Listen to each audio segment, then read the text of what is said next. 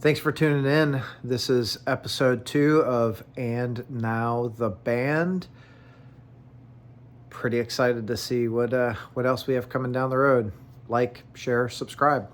Hey, we're here today with Chris Enriquez from Spotlights, Julia Christmas on the Mighty Princes, and I feel like every other band in the world. You're in what, like 5 bands, 4 bands? Ooh, sometimes I forget. So there's Spotlights, Julie Christmas, On the Mighty Princes, Total Meltdown, Light Tower. I think that's it. I think so too. Pretty close. I think I that's really it. like the light tower. I think that's a really cool project. Thank you. Thank you so much. Uh, so obviously, I'm a huge Spotlights fan. How did you and Mario and Sarah come to be? So that's a funny story. Basically, they needed a drummer for the tour that they got on with Deftones, which is also a really crazy story in itself. But their drummer couldn't do the full, I think it was 3 weeks, and basically they knew me from the local scene when they lived in Brooklyn still. And I was sort of at a point when I was thinking that I wasn't really wanting to commit to being in a touring band or a working band at that point.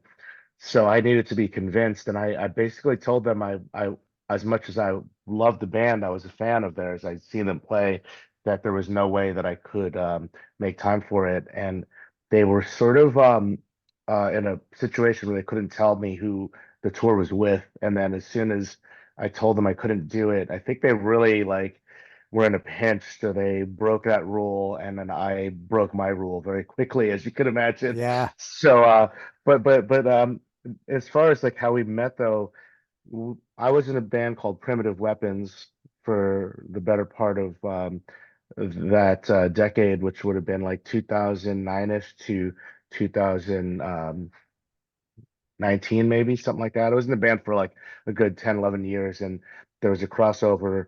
We had the same publicist as Spotlights.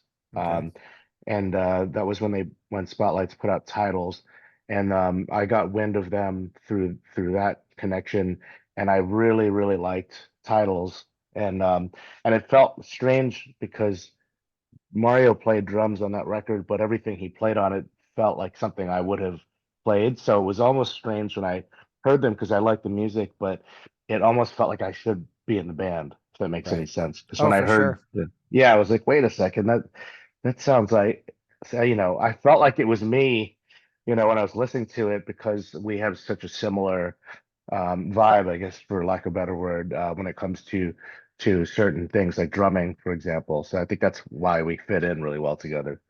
Well, I remember that Deftones and Refused tour, right? First time I saw Spotlights, I was enamored with the set. Of just wow. Blew my mind. So I was like immediately a fan, and obviously, you've quickly become a favorite not only in our household but in our circle of friends too. I love your people, man. You guys are awesome. So glad I got to see you a few. I guess it would have been just a few weeks ago. Now it just seems like a long time ago, but Yeah, it couldn't have been more than a few weeks ago. yeah. You know what I'm saying? It was It was December. November. Oh, November. Sorry. Yeah. Well, yeah. So there you go. Still, yeah. That was. Yeah, It's only December 30th. had a 5 or Yeah. 6 weeks ago, whatever it Yeah. was. Yeah. Yeah. Yeah, it was. Which that was a both those shows in Columbus and St. Andrews Hall were really good shows, and it was the funniest thing was seeing the kids at St. Andrews Hall. Just as soon as you guys got done, they were like, "Oh my God, it was the best thing ever!" Like, That's great.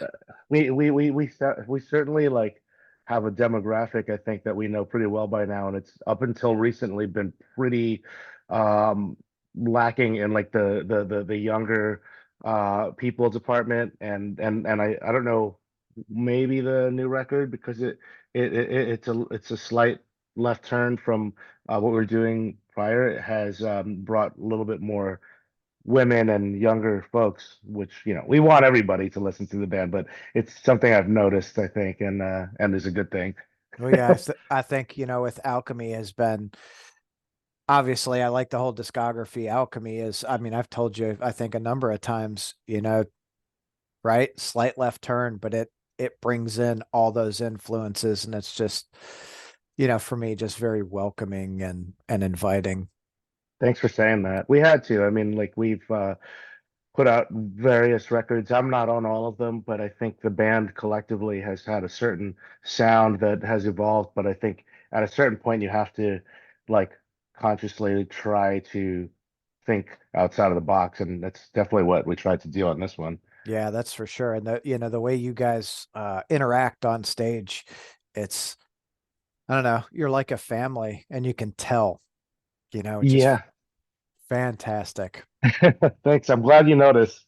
Yeah, It's not coincidental. I mean, we talk about a lot of this stuff and try really hard to put on a good show for everybody when we go on tour. And also we just are very critical of ourselves and also of other bands. So we take everything that we can to pour it back into this project. right. But and this year, I think for the band, as a whole it's been a fantastic year, right? You guys have been on doing the Mr. Bungle and Melvins out on the West Coast. You did what, like it was like 2 months there and back. Yeah, it was long. I think we started in November, and then yeah, like so we started the Bungle. Oh, geez, no, I'm getting my tours mixed up. We toured with Bungle in the summer when the album came out, and that was a long tour. It was like It was May, April, May. it might have been more than 2 months. I think it was like 2.5 months of Yeah. touring. Yeah, it was crazy. Yeah. Wow. That is yeah, that's a long tour. How Yeah. how do you feel the crowd reacted to you at the, with Mr. Bungle and the Melvins?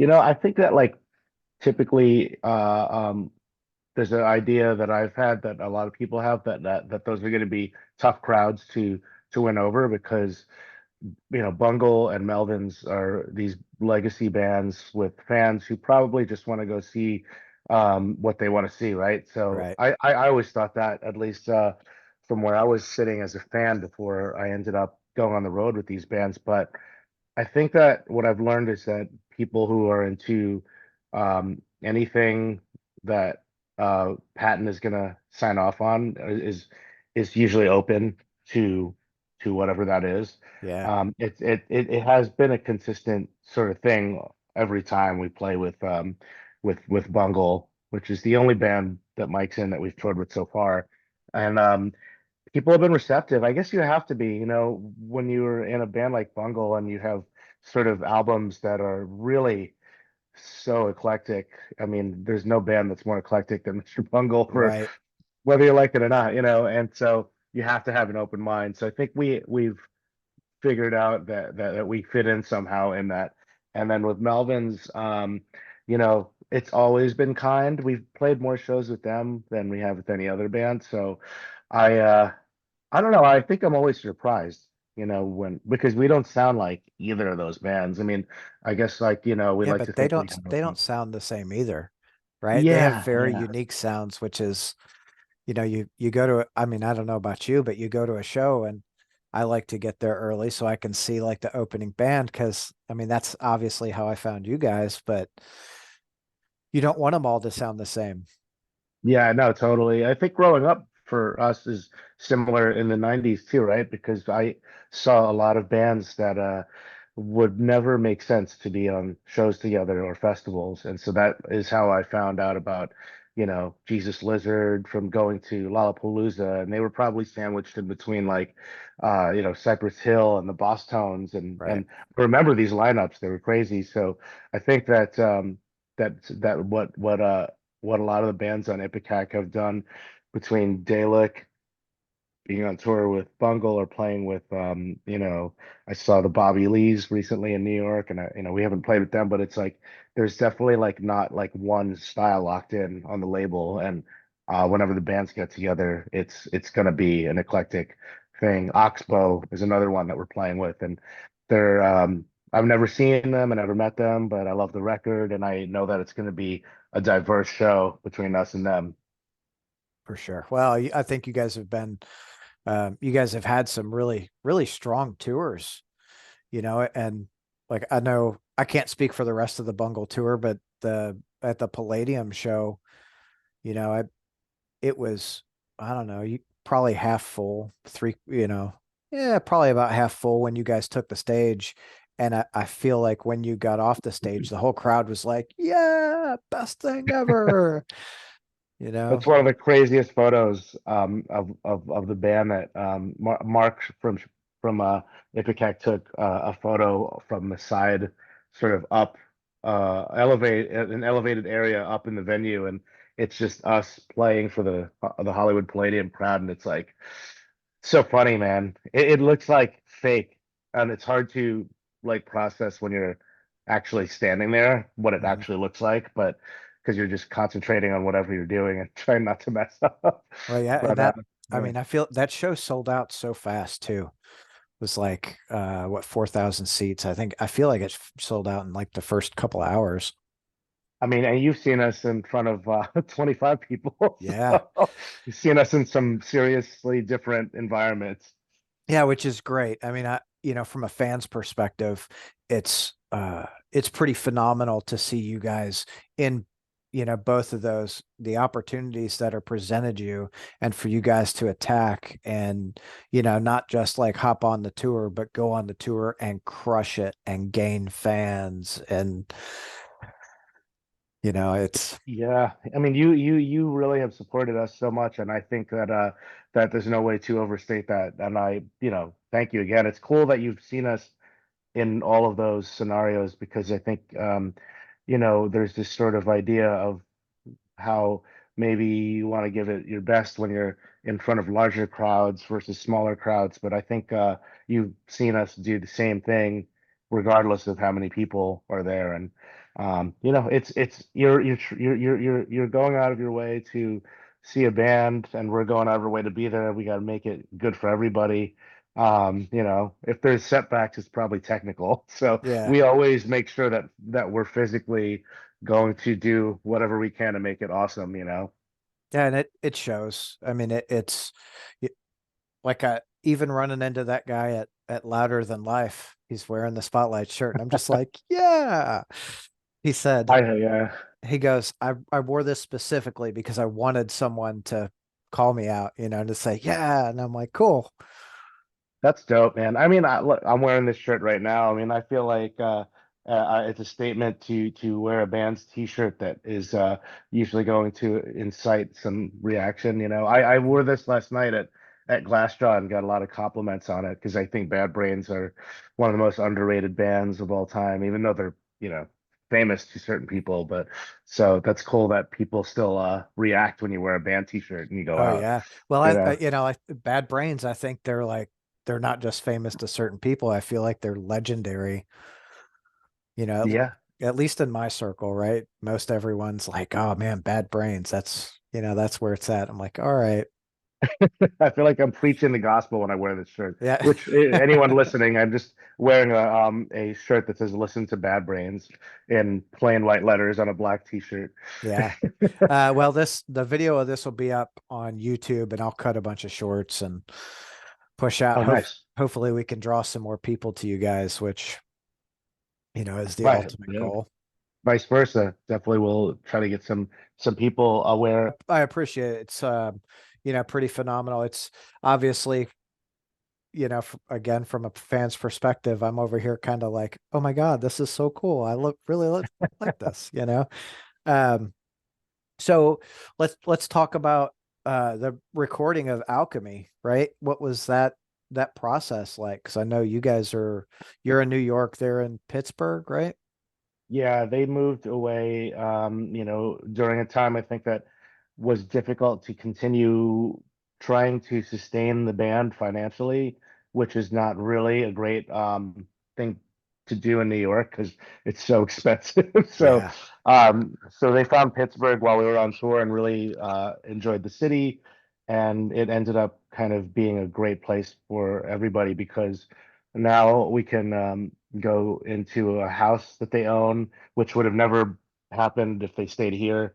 where the studio was built in the basement. And Mario, who is a engineer, has everything dialed in there. So whenever I need to take a trip on a plane, which is like 45 minutes sometimes, from here to there, you could be sitting in traffic longer than that in an Uber in New York to get Getting from to the here to airport. someone's apartment. Yeah, with that too. So so that their move there was strategic and ended up being fantastic for us to have a place to kind of get away and create and record and so the process really, I guess, it hasn't like changed because I'm still with them.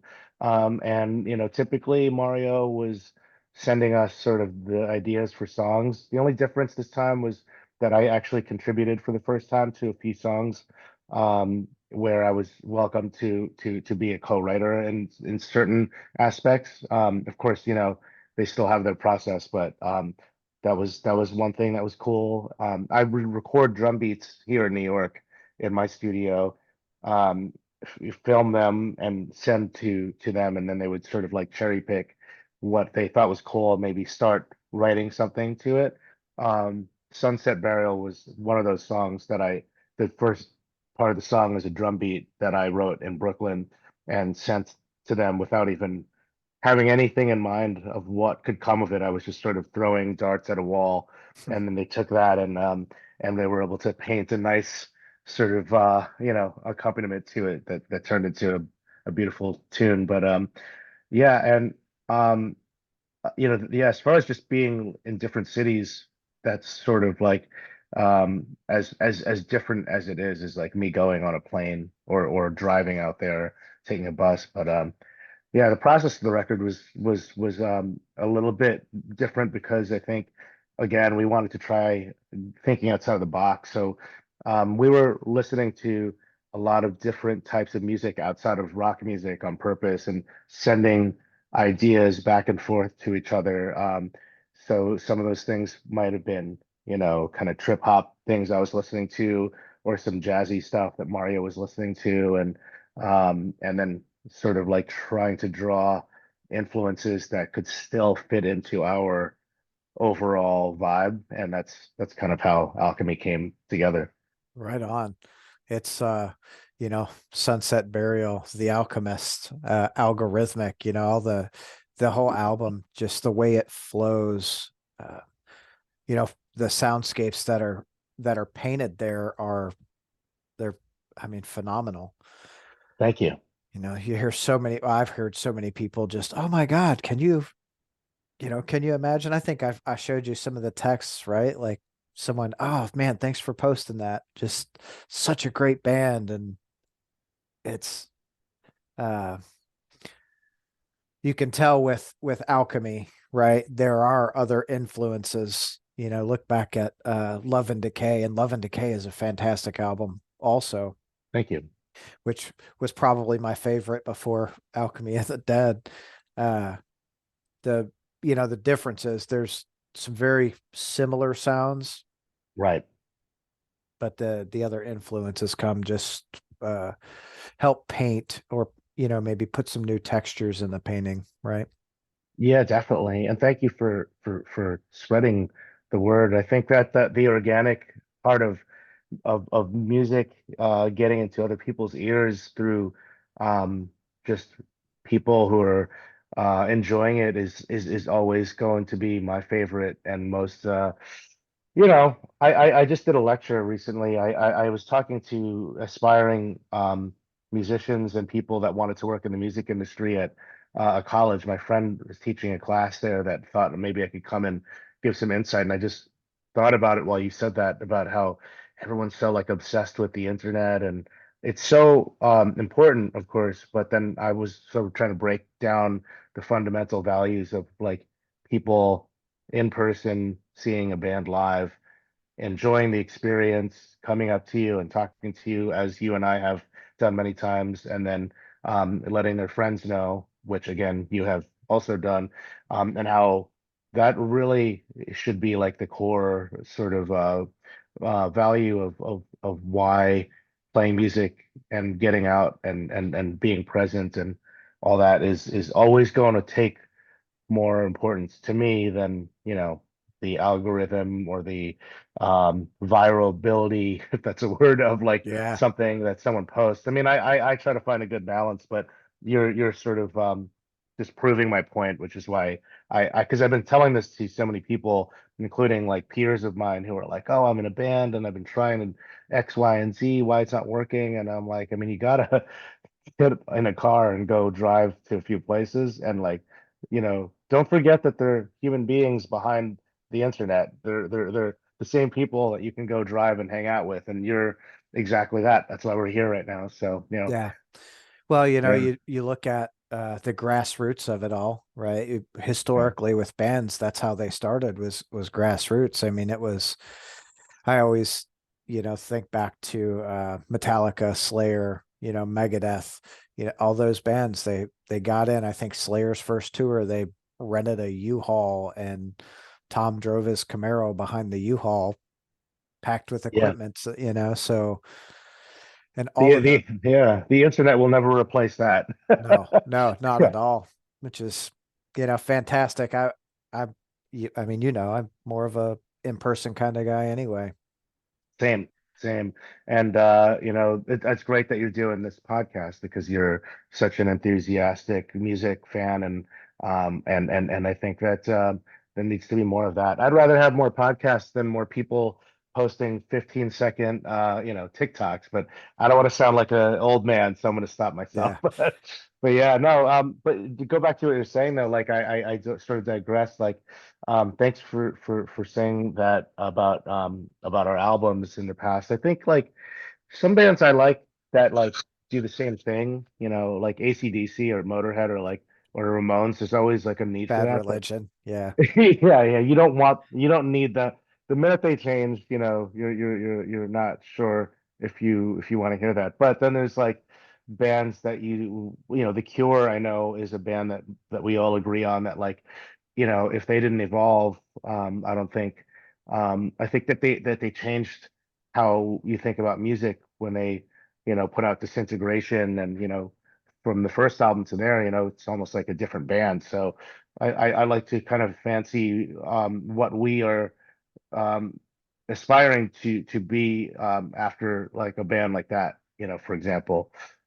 Well, it's you're right. It's really good to have those bands that do the same thing every time. And I was one of those guys that was like, I was a huge Metallica fan growing up, Same, and the Black Album come out, and I was kind of like, oh man, like, it's not, Justice, it's not Master, it's none of right. that.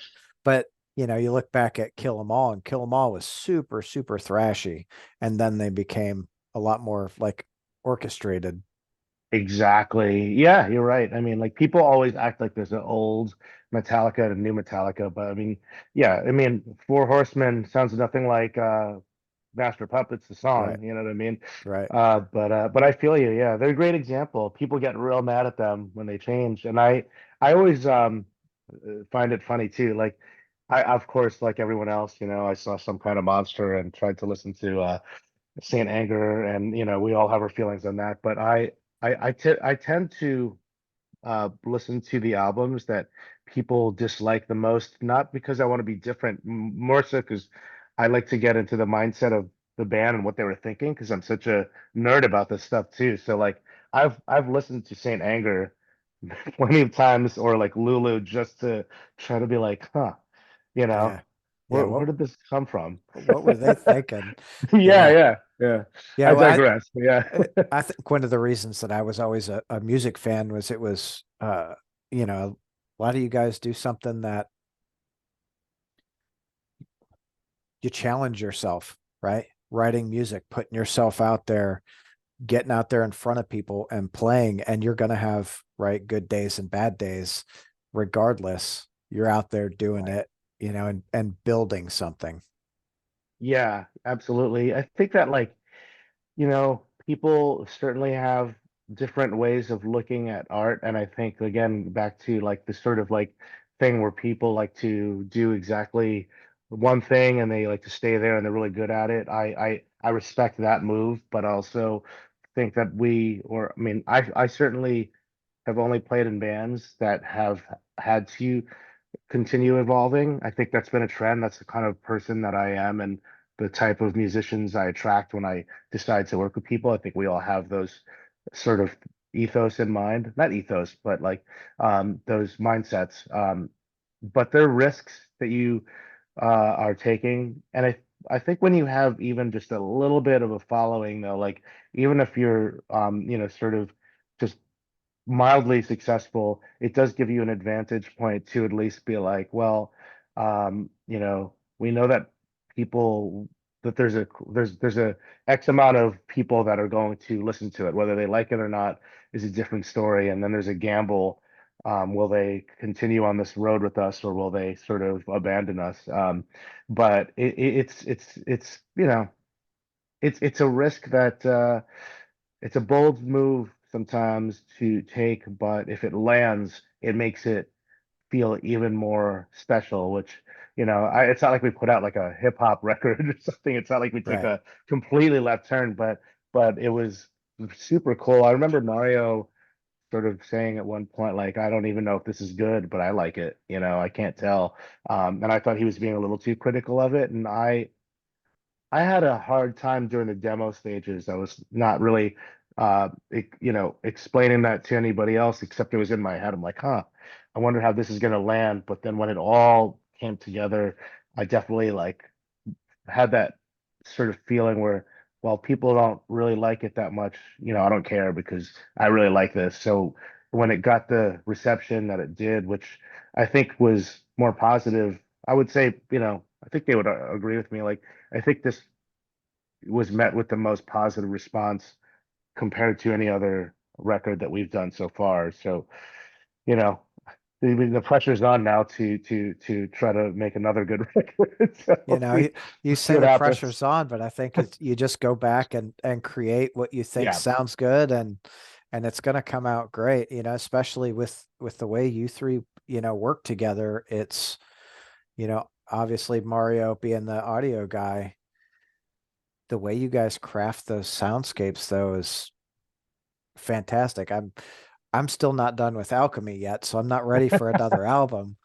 Don't worry, we still got another year of touring on it. So, Right on. yeah, nothing's being worked on yet. We're still riding that wave.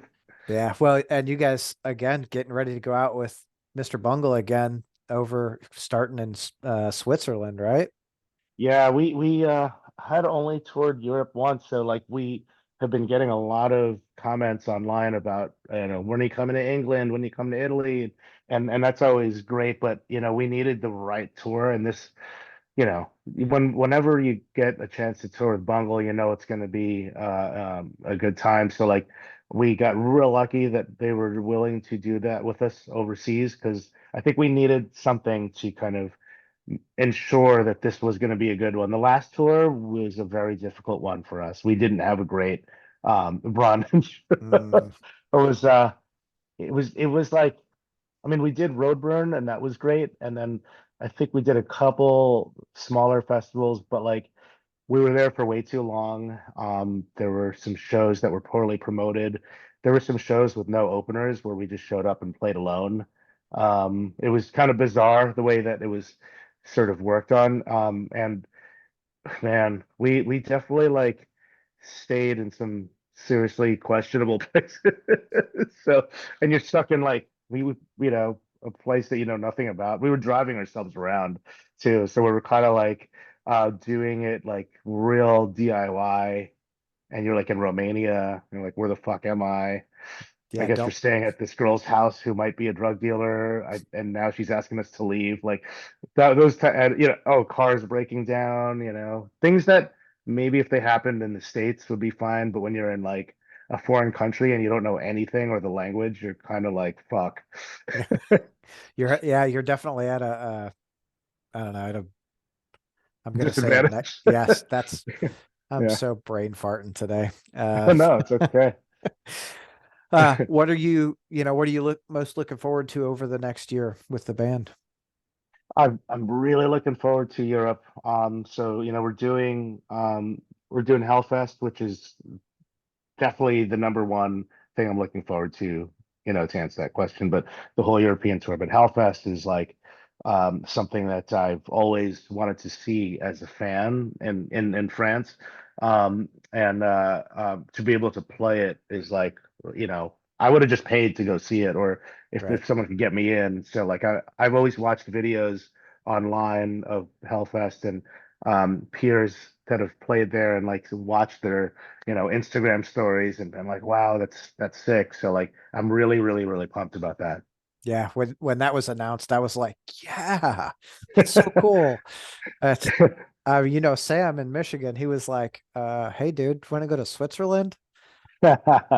Like, Yeah, man, you could, you should. It's a reason for a trip. I have some friends that are maybe planning on making France for Hellfest and then doing their own thing after that. yeah, that would be cool. We almost went, wife and kids, we were planning on going to Hellfest 2 years ago, 3 years ago. It was probably right before COVID. So then Yeah, right. COVID hit and there was no travel. It's like, oh crap. Damn. Yeah, I mean, post-pandemic has been even more exciting, I think, for everybody because it's like you remember when it was sort of like taken from underneath you. So people are like rampant now. Everyone's just trying to get to get everything out of the way. Like, let's do this tour, let's do this, let's do that. Because you never know. Yeah. Well, yeah, if you definitely don't, especially right with the pandemic, it's like, oh shit, what's going to happen next? Let's enjoy what we can. So we do our best, right? Yeah, yeah. No, we're my wife and I have been going to so many shows lately. It's been really nice because we just we talked about like all these shows that we want to see that were in 2020 that were rescheduled, and one of those shows was the one that I went to last night, Glassjaw. Not that it was rescheduled, but they had like a string of dates. It just makes it a little more exciting. I always remember. I never Yeah. forget. You know. But yeah, no, Hellfest would be number one for me, and the bands that are playing, man, like I just want to go as a fan, like I was saying, our stage is filled with like top to bottom, like Chelsea Wolf, Brutus, obviously Bungle, but and Oxbow. So there's a lot of people that I am fans of that I really want to just like uh be there with. And I like how they sectioned off the stages from like category, or not that we sound like any of these bands, but it feels like you're kind of repping on the same team Yeah. because like the other teams are like the pop punk stage, and the other ones like the more of the whatever sub genre of metal stage. So it feels great that we're all in like the weird sort of art rock stage or whatever you want to call it. Yeah. Well, I mean, Yeah, that's pretty fitting, right? Art rock, because that's you. God, I mean, that's where it's at. I've read, I don't know, I read something the other day that was like doom gaze, and yeah. I always when someone asks, what do they sound like? I'm like, well, it's kind of doomy and it's shoegaze, so it's like this doom shoegaze, and they're like, really? What is that? My buddy that came to LA with me was like, you're just making stuff up, aren't you? And I'm like, no, really, that's how it sounds to me. That's really funny. It's a tough question to answer, but you just have to. I mean, that's why they make these marketing terms up, I guess. Yeah. Yeah, Yeah, everyone's looking for whatever that next identifier is. right, right, right. I'm not mad at it. I think that some people have to sort of, and not everybody even knows what those things mean. So it's like, it's we're music nerds, so we have Yeah, to do our best. for sure. And you got married this year too. Yeah, that's right. Yeah, it's been a crazy year, man. But I think I just felt really empowered to like just make some moves. Yeah, it shows. I mean, 5 bands, married, I'm what's next for you? I mean, you're kind of doing everything in the world right there. That's classic ADHD right there, Tom, Yeah, for me. yeah, Yeah, I mean, you said it, it's all the same sort of stuff happening, but hopefully yeah, we're just doing the touring. I'm doing Julie Christmas. Julie Christmas has a record coming out in 2024. So I'm doing some touring with her in Europe as well as spotlights. some of it crosses because I'm playing Hellfest with Julie and Spotlights. One of us goes on at this time, and then the other band goes on at a later time. So that's gonna be really fun. And then what else is going on? Yeah, I mean, I don't know. I'm doing some Light Tower and Total Meltdown shows and on the Minor Princess show. So yeah, there's um, a lot to look forward to. So what's that like to be back, doing on the Might of Princess shows? It's great. For context, this is a band that I cut my teeth in. I was actually similarly with Spotlights, I was a fan of the band prior to joining. They had one album out before me, and this would have been in 1999. So, it's well over 20 years ago at this point that the band was around.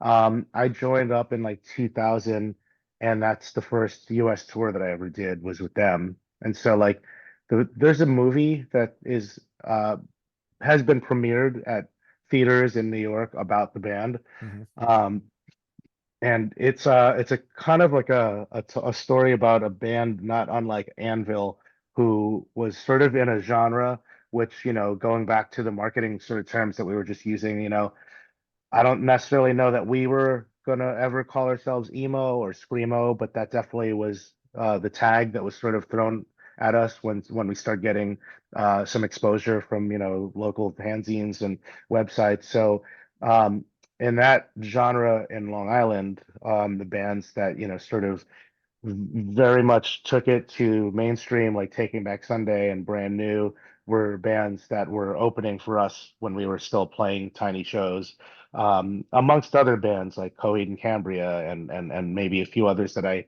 am having a hard time remembering the names of. But in that time, we were sort of in this interesting place where we were part of something that we didn't necessarily see becoming this like corporate rock thing that eventually sort of took over for a certain time and place and in the 2000s and then my singer eventually passed away after we broke up and we had these sort of like crazy things happen in the time that we were banned where we went from like nobody to suddenly like bidding wars of labels, Victory Records, Drive Through Records, which was part of MCA at the time, a major label, and then Revelation Records, and like we were super young. The band broke up when I was only 23.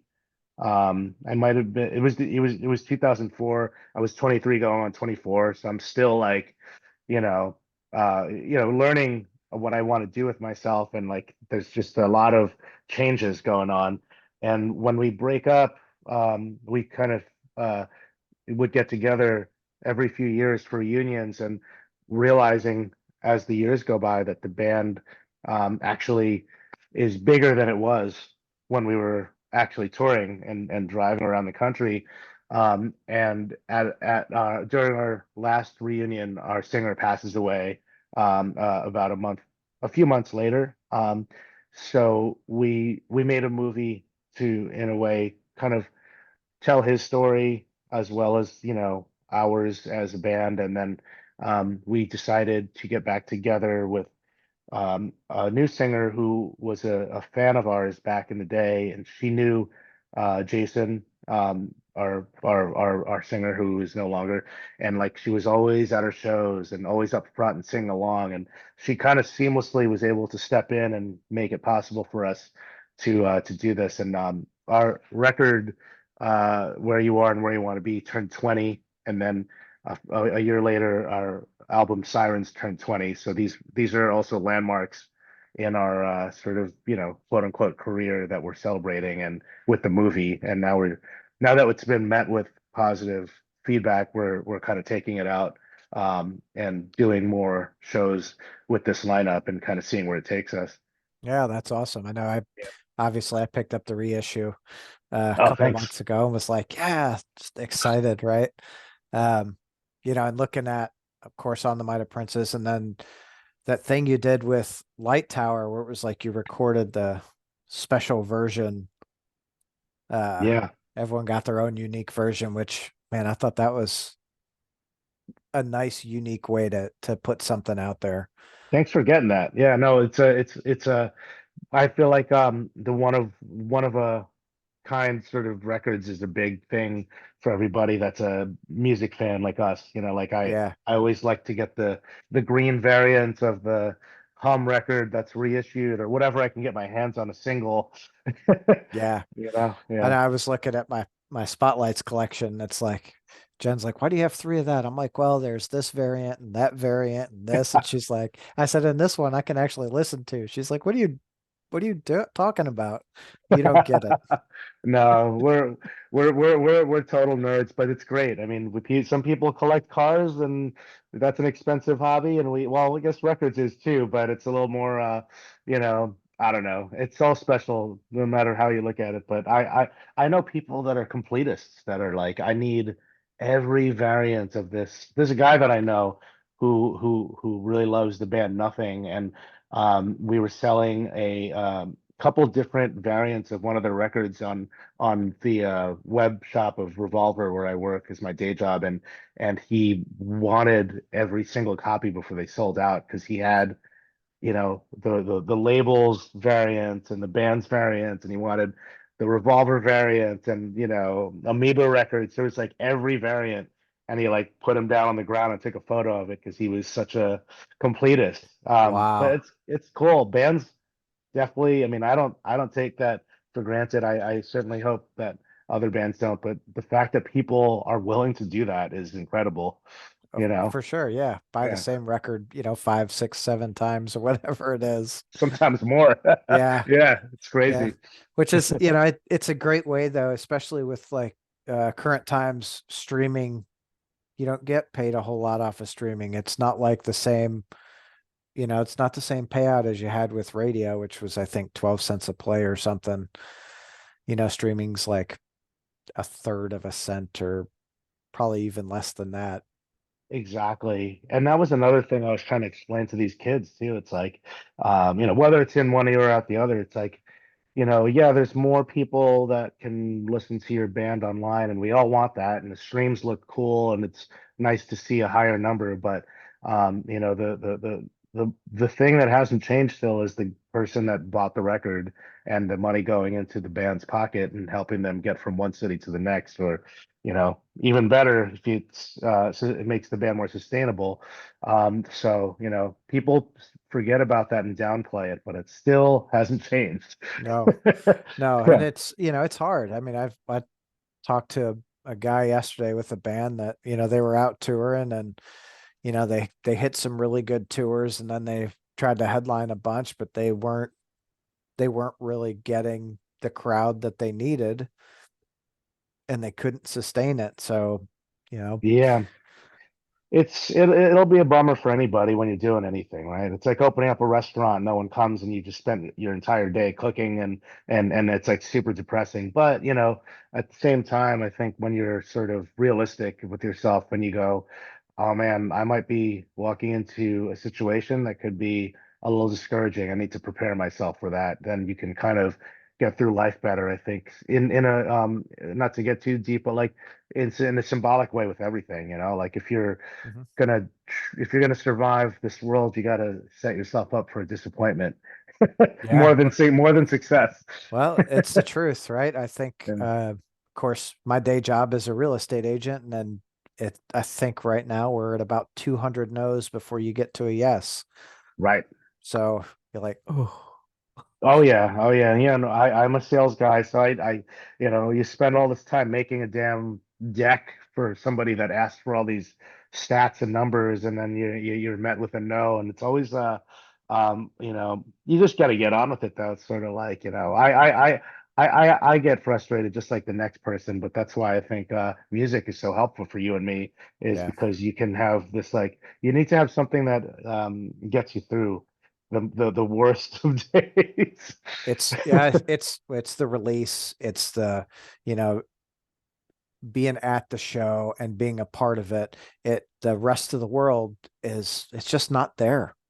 Yeah, You're no, it's never gonna be yeah, exactly. I mean, shit, like what did we all do when we were like stuck at home for, 2 years? So it's like that was a time when I probably listened to records that I really got to know the most, because I was like, well, I mean, I like the song, and it was, I really enjoyed that part of the pandemic, even though it was sort of like a result of something horrible. It really like reconnected me, not just with music, but just like actually spending quality time with things that I liked. Yeah. Like, oh, I'm going to start cooking now, and because I can't eat out and I can't go see bands, so like, I'll listen to this record front to back that came out last year that I kind of liked, but I don't know it that well. It just sort of, and I think that I need to do that more, maybe that should be like part of my one of my goals, is like, taking the time to like, because it's also spending time with yourself.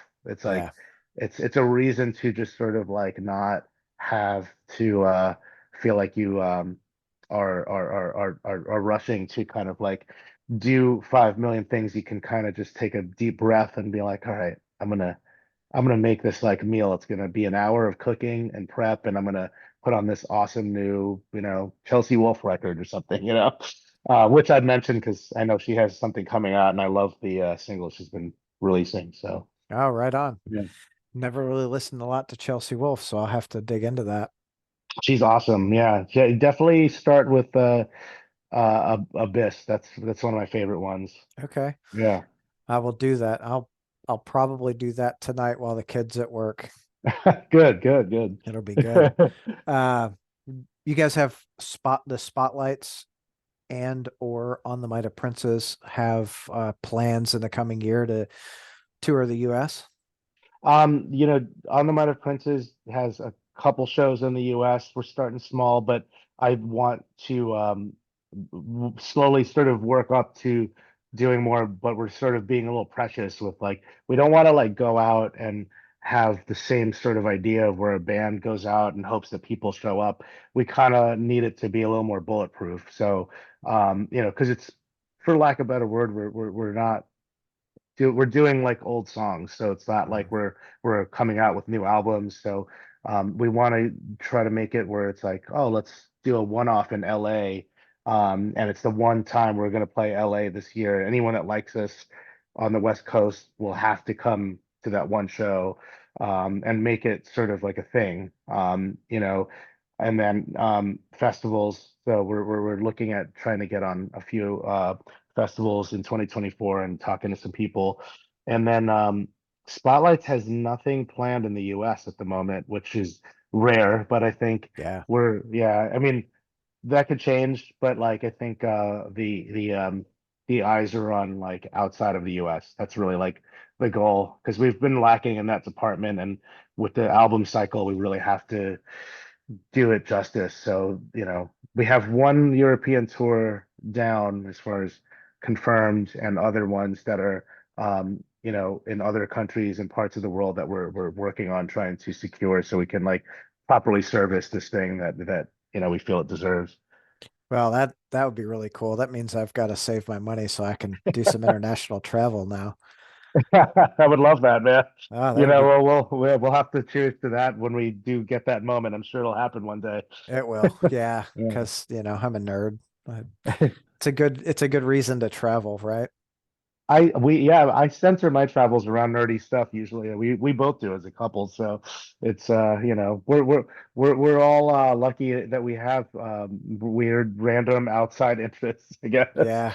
But Well, yeah. that was so my wife, on our honeymoon, I wanted to go to Japan, and she knows how much of a music nerd I am.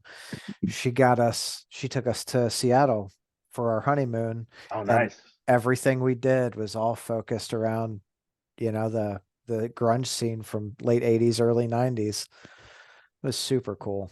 I did the same thing. I went to the Sub Pop store and spent way too much money, and Yep. I did the music experience, I think is what it was, right? No, what is it Yeah. called? The Well, Experience Music Project. the Experience Music Project, and I was just, snapping away on my phone. I guess I'm making it sound like I have a Kodak or something, but yeah, that's awesome. I really wanted to go there for years, and I like had to go to Kurt's house and do the whole thing. I'm with you, man. Yeah. Well, so Yeah. when we went, um, we did this tour. I don't remember if a rock hand tour or hand rock tour or something, and it was essentially just a local that had a minivan, and we hopped in the minivan, and she took us around to these landmarks. So Kurt Cobain's house, we went to where they filmed Singles. We went to the last place Kurt Cobain was seen alive. Wow. Uh, we went to the first place that Pearl Jam ever played together as a band, not bar, it was a rehearsal space. Oh wow. That's super cool. I think I saw a few things like that as well. Like I saw Lane Staley. Unfortunately, where Lane Staley passed, like it was like I think it was a hotel. Yeah, You know, that entire music scene was so fascinating, and I think the most influential in my life because it was such a cool, dark music scene. Of course, it was met with a lot of tragedies, but just that sort of city has a mystique to it because of those stories and those things that happened. And being I'm sure you and me share a love for both classic rock and punk. So the melding of the two and how it sort of culminated in that place will always make Seattle special to me when I pass through. And I can't pass through without doing one of those things. yeah, Um, you know, yeah. It's always really cool the history, and we stayed right downtown, so it was super walkable. So if we wanted to do something, it was like one day we got up and we started drinking at like 9 in the morning, and we just bar hopped, all day. And by like nine, I don't know, we went to see Inter Arma that night, and then nice. I was so drunk I had to get an Uber home. Hey, I mean, that's a sign of a good time, I guess. Like it's like I had such a weird like outside of body experience being there because it's like being there with the Melvins in Seattle at the Showbox and then having these sort of ideas in my head of like what it must have been like to like Yeah, be in a club at one of these sub pop style shows like I'm like wait a second, that's sort of happening right now, and it's like it's I don't know. There's every city has its charm to it, but Seattle like is just one of those like magical places. And I know that like people say that about New York, and I live here, so I'm just sort of like, whatever. This is just a place where I go take my garbage out like everyone else, right. and like whatever. But I don't, I try not to get let the cool things that are historic about this place get past me as well. I love being older and being a tourist in my own city. I'm doing stuff now that I kind of didn't do when I was a kid, that I'm just sort of trying to make sure I do within like the all of the landmarks that I can go to that I didn't really care about, you know what I mean? So it's cool. Yeah. I probably need to do more of that here. I think there's some pretty cool stuff here in Louisville. Just gotta Absolutely. Yeah, you just got a gotta get great scene. Oh, for sure. A lot of really cool bands. I mean, last time you guys were here, that place was packed. That was a crazy show, man.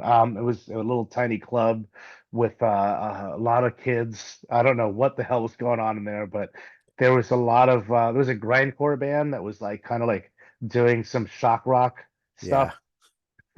Yeah.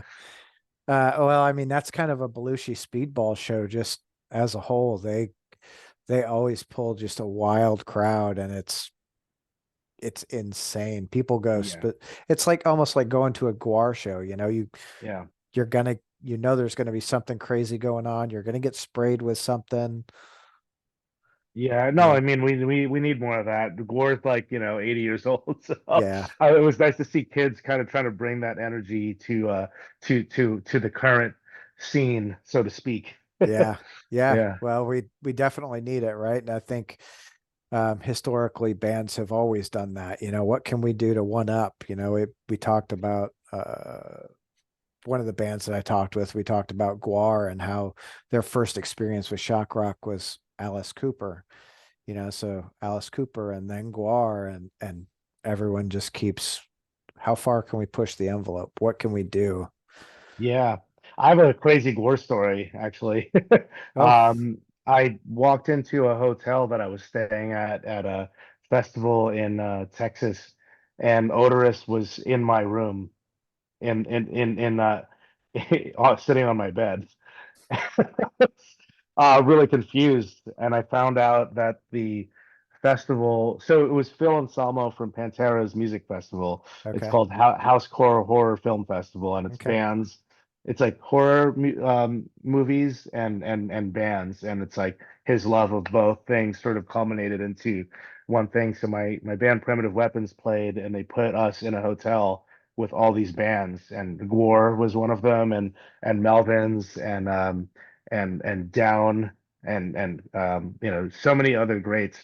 And so we were apparently given the wrong room, and it was actually supposed to be Gore's room. So they gave us the keys to this room, and we slept in there on the first night. But I guess in the envelope at the front desk, it actually specifically had a name or a band name or a human being's name. And there was a mix up. And so we had stayed on night one in what was Gore's room that they were supposed to stay in the next day. So he had the key. And the funny part about this, to kind of tie a bunch of things together here, since we were talking about Melvins as well, is that both Gore and the Melvins were playing together one night, and me and my bandmates were gonna go see them. And when we went to our room to sort of like, you know, just like chill out before the show, I opened my door and this dude is sitting on my bed, and I cursed him out, and I didn't know what he was doing. I thought that like a junkie like broke into my room and was either like stealing or doing drugs. So Yeah. yeah, I opened the door and I'm just like, "Yo, what's up, motherfucker? What are you fucking?" You know, I was like, my vibe changed like really quickly, and then my singer from Primitive Weapons, he had like recognized him and just sort of goes, "Yo, Chris, fall back. I'm pretty sure this dude is Odorous from Gore." And then he like walked into the room and closed the door and talked to him for a while. Came out and he's like, "Yo, we gotta get our stuff out of here. This is a mix up. Like we're actually in Gore's room, and he's like getting ready for the show right now. We need to." He was confused when he walked in and saw suitcases as much as we were. So we never saw them because they moved us to a hotel that was like too far from, there was no other places. So we Oh, actually missed the show, and then he died, you know, of course, and I never got to see Gore with him in the band. So wow. yeah, I mean, I figured this was an opportunity to tell that story if we're talking about Gore. Yeah. No, I don't know if I've brought that up on a podcast, so I think that's a, I think that's a pretty good, that's actually a really good story. Well, I know you've got a, you've got a busy day ahead of you. I don't want to keep you. I greatly appreciate you coming and spending some time talking with me today. And hopefully we can get you guys some more record sales going. oh, thank you, man. I hope so, and I just really appreciate you always just being an awesome dude, man. So For thank you sure. so much. Well, Yeah. thank you, man. Have a great day. All right, take care, my brother. See you, brother.